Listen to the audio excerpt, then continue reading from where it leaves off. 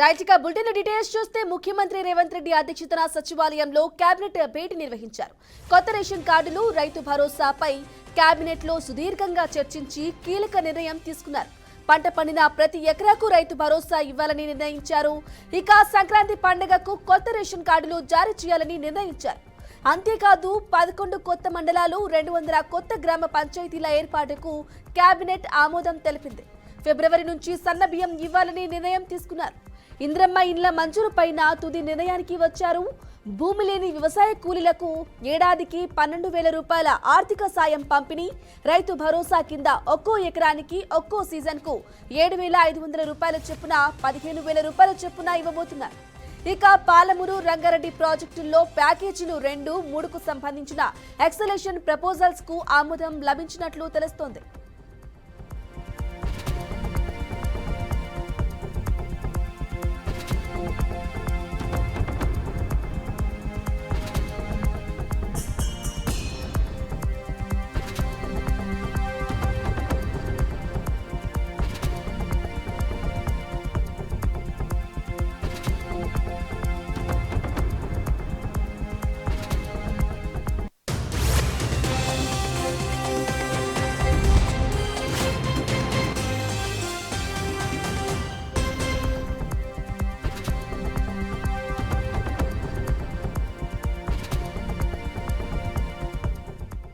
Right, breaking news చూస్తున్న ముఖ్యమంత్రి రేవంత్ రెడ్డి అధ్యక్షతన సచివాలయంలో కేబినెట్ భేటీ నిర్వహించారు.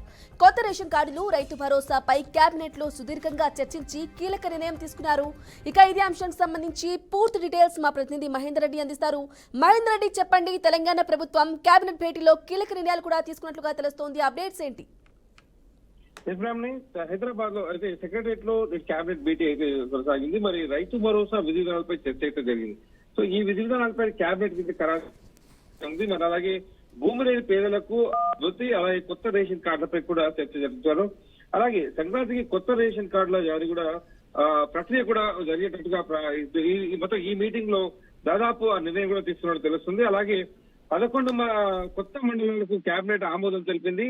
దీంతో పాటు 200 గ్రామాలకు గ్రామ పంచాయతీలు ఏర్పాటు చేయడానికి ఇది ఫిబ్రవరి నుంచి సన్న బియ్యం ఇవ్వాలి. రేషన్ కార్డులకు ఉన్న తెల్ల రేషన్ కార్డు ఉన్న వరకు కూడా సన్న బియ్యం అందించాలని కూడా ప్రభుత్వం నిర్ణయం తీసుకుందో అది ఈ ఫిబ్రవరి నుంచి కూడా ప్రారంభం కావడానికి ప్రభుత్వం పూర్తిగా ఒక నిర్ణయం అయితే కొరకు తీసుకొచ్చింది. అలాగే దాదాపు ముఖ్యంగా ఈ విషయాల్లో కొత్త రేషన్ కార్డులు, అలాగే 200 పాత రేషన్ కార్డుల పైన బియ్యం సరఫరా అయితే సన్న బియ్యం ఇవ్వాలనుకుంటే దానిపైన కూడా ఆమోదం తెలుపుతుంది. అలాగే కేబినెట్ ముందుకు ఈ సబ్ కమిటీ నివేదిక అయితే ఈ విషయాలైతే అందించింది. మరి అలాగే పంట పండిన ప్రతి ఎకరా కూడా రైతు భరోసా ఇవ్వాలన్న దిశగా కూడా ప్రభుత్వం అయితే అడుగులు వేస్తుంది. మొత్తానికి కేబినెట్ లో చాలా వరకు కూడా ముందు స్థానిక సంస్థల ఎన్నికలు ఉన్న నేపథ్యంలో దాదాపు ఈ కేబినెట్ లో చాలా విషయాలు అయితే ప్రభుత్వం ఇన్నాళ్ళుగా హామీ ఇచ్చిందో హామీలు నిలబెట్టుకునేలాగా నిర్ణయాలు అయితే తీసుకున్న పరిస్థితి కనిపిస్తుంది. అలాగే ఈ 200 కొత్త గ్రామ పంచాయతీలకు 11 కొత్త మండలాలకు కేబినెట్ ఆమోదం తెలిపింది. ఇవన్నీ కూడా చాలా రోజుల నుంచి పంచాయతీలుగా కావాలని, మండలాలుగా కావాలని చాలా వరకు పెద్ద పెద్ద డిమాండ్గా ఉన్నటువంటి పరిస్థితి. సో వాటికి కూడా నేడు కేబినెట్ అయితే ఆమోదం తెలిపింది. ఇక ముందు మున్సిపాలిటీకి కేబినెట్ ఆమోదం తెలిపింది. వివిధ శాఖల్లో కారుణ్య నియామకాలు కూడా కేబినెట్ అయితే ఆమోదం తెలిపింది.